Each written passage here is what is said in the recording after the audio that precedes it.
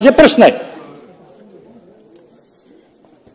माननीय अध्यक्ष महोदय, सन्माननीय सदस्य चेतन तुपे साहेबांनी बीडमध्ये घडलेल्या एका अतिशय गंभीर घटनेच्या संदर्भातला मुद्दा या ठिकाणी उपस्थित केलेला आहे। खरं तर ही खरोखर अतिशय गंभीर अशा प्रकारची घटना आहे। कोचिंग क्लासच्या माध्यमातून येणाऱ्या मुलींचं लैंगिक शोषण करण्याची घटना ही समोर आलेली आहे आणि त्यातल्या एका मुलीने आणि तिच्या आईने हिमतीने या प्रकरणामध्ये गुन्हा नोंदवल्यामुळे याची वस्तुस्थिती बाहेर आली आणि पॉक्सो कायद्याखाली तो गुन्हा नोंदवण्यात आला आहे। सन्माननीय सदस्यांनी काही मुद्दे उपस्थित केले आहेत की 2 दिवसाची कोठडी का मागण्यात आली, तर जरूर त्याही संदर्भातली चौकशी केली जाईल। मोठ्या प्रमाणात बीडमध्ये या संदर्भातला रोष आहे, राज्यातही रोष आहे, कारण या प्रकरणाची व्यक्ती अधिकची असू शकते अशा प्रकारची शंका बोलली जाते।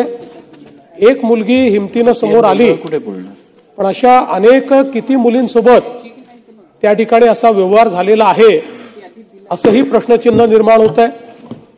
आणि म्हणूनच या संपूर्ण प्रकरणाची व्यक्ती बघत असताना आणि याच्यामधली संवेदनशीलता ही लक्षात घेऊन आपण असा निर्णय केलेला आहे की वरिष्ठ दर्जाच्या IPS महिला अधिकारी यांच्या अध्यक्षतेखाली एक SIT आम्ही तयार करू आणि या SITच्या माध्यमातून या संपूर्ण जी काही गुन्हा आहे त्या गुन्ह्याची चौकशी करू।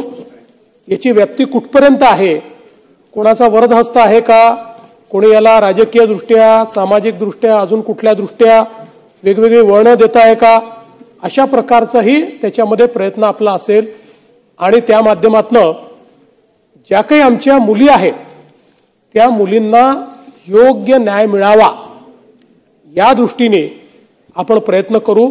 त्यामुळे मी सभागृहाला आणि माननीय सदस्यांना आश्वस्त करतो की टाइम बाउंड पद्धतीनं SIT या ठिकाणी चौकशी करेल आणि पूर्ण या प्रकरणाचा छडा लावून सर्व मुलींना न्याय मिळेल आणि अशा प्रकारचे जे नराधम आहेत त्यांना कठोर शिक्षा मिळेल आणि त्यांना कोणी वाचवायचा प्रयत्न करेल तर त्यांनाही शिक्षा मिळेल, अशा प्रकारची व्यवस्था केली।